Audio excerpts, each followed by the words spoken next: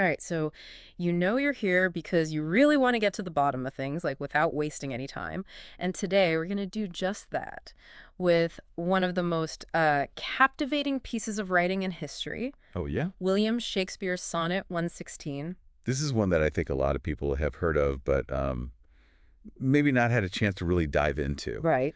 And to sum us with that, we have the insights of Dr. Jas van Roloffed, who has kind of taken this poem apart, and we're going to really pull out the most important ideas Yeah.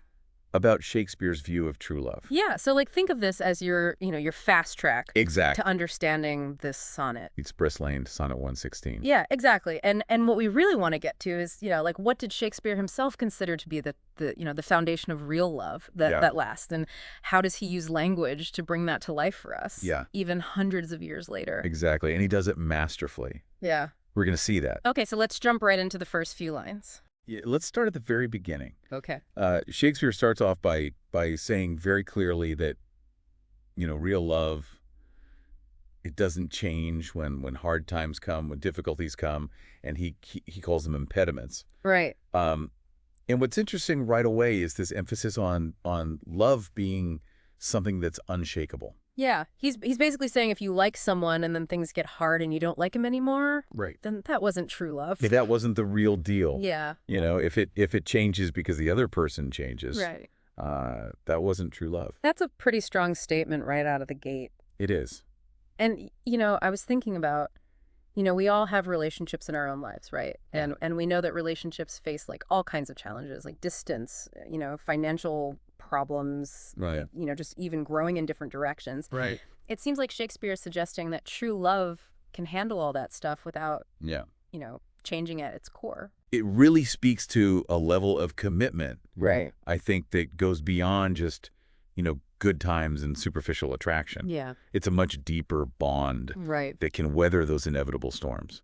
Okay, so then he goes on in the next 4 lines. This is called a quatrain. It's like a, stanza of 4 lines. Right. Shakespeare starts using these really incredible metaphors. He compares love to an ever-fixed mark, like a lighthouse. When you think about a lighthouse, what comes to mind? Well, it's something that's constant, right? Yeah. It's something that stands firm, even in the most crazy, violent storms. Yeah. It's a beacon. It guides ships to safety to the shore. Right. And Shakespeare is using that image to say that true love has that same quality. It doesn't waver. You Yeah. can count on it no matter what's going on. It's like a reference point even when everything else is crazy. Exactly. Yeah. Okay. And then he takes it even further. He compares love to the star to every wandering bark. Yes, the North Star, The North's. which, of course, has been so essential for navigation for centuries. Yeah. It's that one fixed point that sailors could always depend on Right. to figure out where they were. Find their way. What's really fascinating here, though, is that Shakespeare points out that, the star's worth is unknown. Right. We don't actually know Right. how valuable it is, but its position is measurable. We can see where it is. So it's almost like he's saying that we can't really put a price tag on love or even fully understand it, but we know that it's there. Yeah. And it can guide us. And it's reliable. Right. Something we can depend on. That's so interesting. Are there people in your life or relationships that you have that, that feel like that North Star for you? Oh, yeah. I think all of us can probably think of, a person or a relationship that provides that kind of constant, sense of direction. Yeah. Makes you think about, do we value those immeasurable aspects of love enough? Or do we get caught up in, trying to define it and control it? Yeah. Right. And like put it into words or whatever. Right. Exactly. Okay. So the third quatrain kind of switches gears a little bit and starts talking about time. Yeah. And this is where things get really interesting. Shakespeare brings up the idea that physical beauty, it fades. Yeah, he's talking about, rosy lips and cheeks. Right. And how they eventually, fall victim to time's bending sickle. That's a powerful image. It is. That sickle, it's like the Grim Reaper or something, right. Time just kind of coming for you. It's wearing away at you. Yeah. But then he contrasts that with true love and argues that true love isn't affected by that at all. It's not about looks. No, it's Well, not about those superficial things. It's like everything around us, changes and decays. Right. But true love doesn't. Yeah, it's not built on those fleeting things. Right. And we live in a society that's so obsessed with like, being young and being attractive. Oh, absolutely. Shakespeare's saying true love's like on a whole different level. It operates on a different plane. Yeah. And he emphasizes this by saying that it lasts even to the edge of doom, which is a pretty dramatic way of saying, till the end of time, forever. It's like love is immortal. Exactly. It doesn't die when we do. Wow. Okay, so then we get to the final two lines, the couplet. And this is where he really drives the point home. Yeah, he makes this incredible statement. Yeah. He basically puts everything on the line and says, if I'm wrong about this, Yeah. if this definition of love is wrong, Yeah. then I've never written anything worthwhile. Whoa. And no one has ever truly loved. It's a bold statement. It is. It shows how deeply he believes in this. Yeah, and when you read those lines, there's no question about how strongly he feels about it. No doubt at all. So when we look at everything we've talked about, Oh, what are the main themes that come out of Sonnet 116? Well, first and foremost, it's this idea that love is eternal. Right. It doesn't fade. It's resilient. It's constant. And then there's that really stark contrast between love and time. Right. And love wins. Love wins every time. It outlasts physical decay. Yeah, and I think the certainty in the speaker's voice is really important too. Absolutely. It's not like a wish or a hope. Right. He's saying this is how it is. It's a truth. Yeah. And it's stated with such conviction that it really reinforces this idea that love is like a rock solid foundation. Okay. And we've talked about this idea of love being a guiding force with the lighthouse and the North Star. Yeah. And you mentioned earlier that it can overcome obstacles. Right. True love can handle anything you throw at it. Impediments, yes. Yeah. Okay. And this whole idea of love that's perfect. Yeah. Is that even real, or is that just like an ideal? That's a really great question. Yeah. Is it helpful to have this ideal, or does it just make us feel bad because our own relationships aren't perfect? I think it can be both. Yeah. On one hand, it gives us this beautiful vision of what love could be. Right. This incredible standard of commitment. But on the other hand, if we're constantly comparing our own messy relationships to that ideal, it can be discouraging. Right. Maybe the key is to see it as something to strive for. Yeah. To recognize those qualities of true love. Right. Even if we know that we're never going to reach perfection. Yeah. Okay, so Shakespeare gives us this beautiful picture of love, but what makes it so vivid and memorable? Well, that's where his incredible skill with language comes in. The literary devices. Exactly. Okay. He doesn't just say love is constant. Right. He shows us through these very specific choices of words and phrases. Okay, let's talk about metaphors, for example. Okay. Like the ever-fixed mark, Yeah. the star to every wandering bark. Those aren't just pretty images. Right. A metaphor is when you compare one thing to another. Okay. To give it a deeper meaning. Right.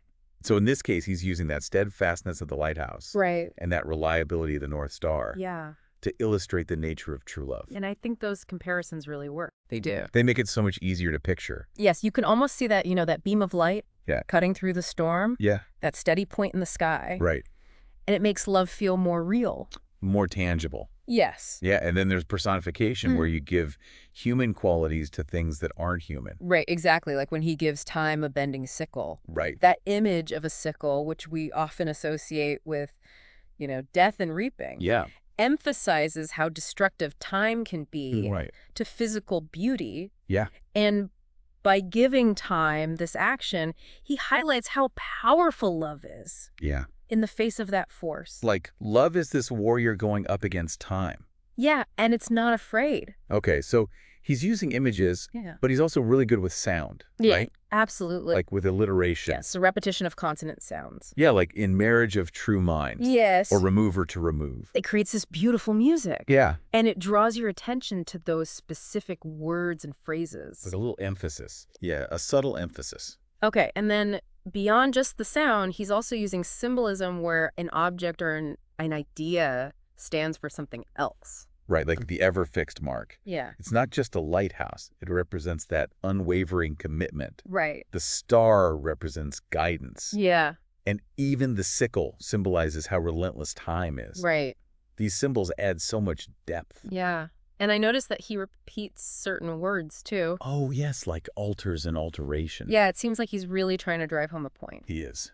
What do you think? By using those words over and over again, he's emphasizing what true love is not. Okay. It's not something that changes Right. when circumstances change. Just constant. Yes, it doesn't waver. Okay, and then there's that phrase that really jumps out, the oxymoron, love is not love, which alters when an alteration finds. Yes, an oxymoron, for anyone who's not familiar, Right. is when you put two contradictory terms together. Right. And it seems like a contradiction, Yeah. but it actually clarifies his point by saying love is not love if it changes. Yeah. He's telling us that true love isn't fickle. Okay. It doesn't depend on everything being perfect. It can handle the tough stuff. Exactly. Okay, and I notice that sometimes there's like a pause in the middle of a line. Yeah. Oh, no, it is an ever-fixed mark. That's called a caesura. A caesura, okay. It's a deliberate pause or break. Right. And in that particular line, it really draws your attention to the phrase ever-fixed mark. Right. It gives you a moment to really think about the strength of that image. Like a little dramatic pause. Yes, exactly. Okay, and of course the whole thing is a sonnet, which has its own structure. Right. 3 4-line stanzas, Right. called quatrains. Yeah, And then a final 2-line conclusion called a couplet. right. How does that structure affect the way we read it? Well, the Shakespearean sonnet form, with its rhyme scheme, A-B-A-B, C-D-C-D, E-F-E-F-G-G, Right. and iambic pentameter, which gives it that da-do, rhythm, Right. really helps to build the argument or the idea over those first 12 lines. Yeah. Okay. And then you get that powerful final statement in the couplet. Like a conclusion. Exactly. Okay, and he uses hyperbole too, which is exaggeration. Oh, yes. Like when he says even to the edge of doom, Right. it's a bit extreme. It is. But it's meant to emphasize how eternal true love is. Right. It's not meant to be taken literally, Okay. but it conveys the immensity of it. Yeah, and those images throughout the sonnet are so strong, Yes. especially all the references to the sea. Yes, and the way he contrasts youthful beauty with the decay of time. It's like you can really picture it. Exactly. And those images, they evoke such strong emotions. Yeah. The nautical imagery makes you think of guidance and resilience. Yeah. While that contrast with fading beauty emphasizes that love goes beyond the physical. Right. They make these abstract concepts feel so real and relatable. Okay, let's go back to that star metaphor for a minute. You were saying earlier that it's really important. It is. Why is that? Well, because the star, being a celestial body, it represents several key aspects of true love. The way Shakespeare defines it, Right. think about how constant a star is. Yeah. It's always there. Yeah. Completely dependable. Just like that ever-fixed mark. Exactly. Unshakable. Yeah. And it's not just about being fixed in place. Right. It also provides direction for those lost ships. The wandering barks. Exactly. And true love, according to Shakespeare, does the same thing. Yeah. It guides us through life's uncertainties. Yeah. It's something we can always count on. Just like the North Star. Precisely. And that little detail that the star's worth is unknown. Yeah. What we can still see it and measure its position, what's Yeah. that all about? I think it suggests that while we can't fully comprehend the value of love, Right. its true worth, Yeah. we can still see its effects. Yeah. We can feel its influence. And rely on it. Exactly. So it's like love is this amazing mystery, Yeah. but it's also something very real. It's almost like it's celestial, Yeah. something beyond our full understanding. But its impact is undeniable. I love that. Okay, so that star metaphor really sums up everything Shakespeare's trying to say about true love, right? It does. It's constant. Yes. It guides us. And invaluable. And it's timeless. And universal. Right. It's not just something, that happens to a few people. It's part of the human experience.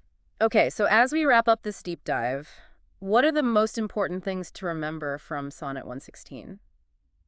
Well, through Dr. Rathen's analysis, we've seen that Shakespeare presents this really powerful ideal of true love. Right. He describes it as something that's constant and unwavering, that can endure anything. Right. And he uses these incredible metaphors like the lighthouse and the North Star Yeah. and all these other literary devices Yeah. to really bring that message home. And it's a message that still resonates with us today. Absolutely. So as you go about your day, think about this.